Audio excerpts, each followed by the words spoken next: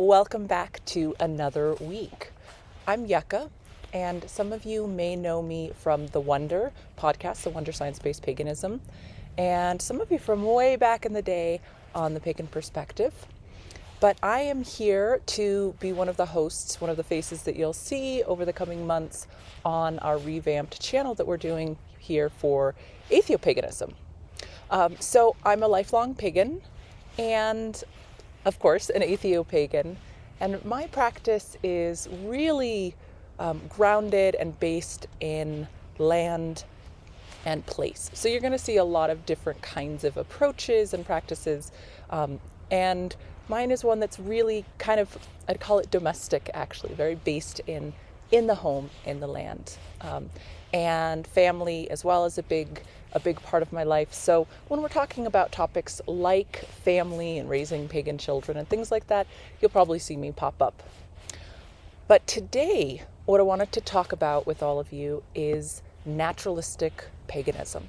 So atheopaganism is a form of naturalistic paganism. So that means, well, what's naturalism? So let's talk a little bit about that and the kind of general approach.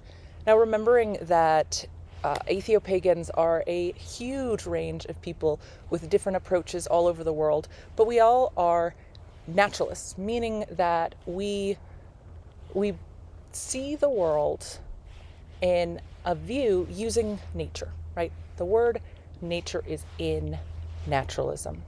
So it's an approach that sees everything as part of nature, and that all the things that we experience, including the things inside of us, including phenomena like eclipses and all of those sorts of things, from the tiniest scale up to the biggest scale, that these all arise from nature itself.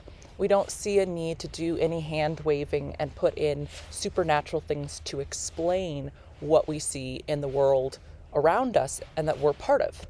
Now, that doesn't mean that we understand everything yet. In fact, we most certainly don't, because there's so much to learn. But there is the belief that everything that we do see, that is part of nature and could be, with enough time, enough studying, all of those things could be explained. Now, just because we don't believe in the supernatural, we don't believe in literal gods, doesn't mean that we don't see wonder in the world. In fact, I would argue perhaps even more wonder than if we were using a supernatural framework.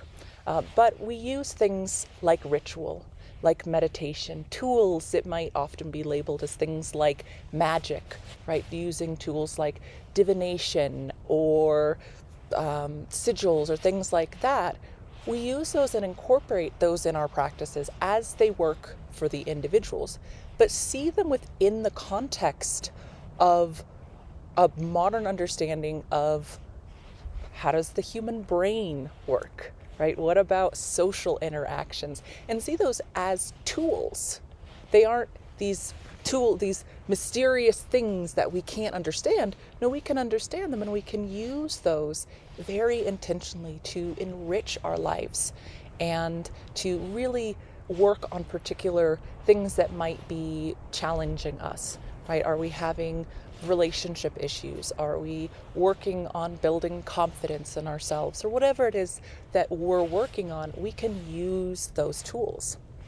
Now, many people use ideas like myths and deities and things like that in the sense of seeing them as a metaphor, not seeing them as literal beings, but they could be metaphors for certain forces of nature or ideas that humans have, like the idea of justice or the idea of reciprocity or whatever it is. That's not something that I do too much. I'm very kind of non-human centered in that, but that is something that many people find very useful, and they incorporate myth and song and story and all of those things into their practice.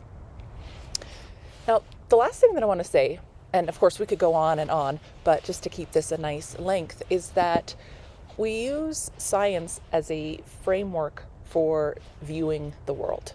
And that comes with all of the wonderful stuff about science, including the skepticism, which Mark talked about last week, and an openness to know that we don't know everything and that we're constantly learning more. And it's a process of refinement, right? We're getting better and better and learning more. And as new information comes in, our understanding changes.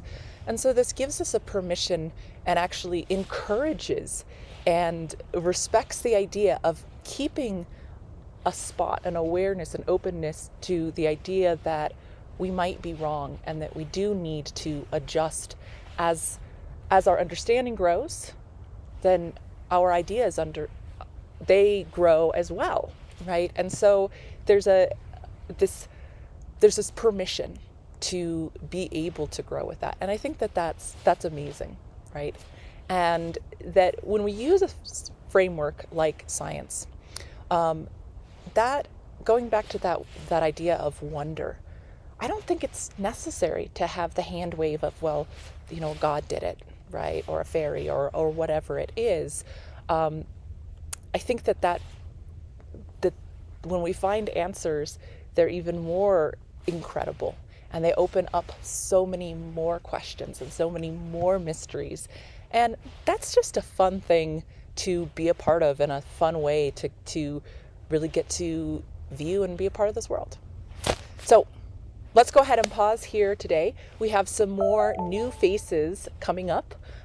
So some great hosts that you're going to get to meet, and I am so excited to see the videos that they came up with. We always love any sorts of comments, questions that you have, and any engagement that you can give on videos. That really helps the channel grow, and maybe we can reach some new faces that way. So thank you so much. See you next time.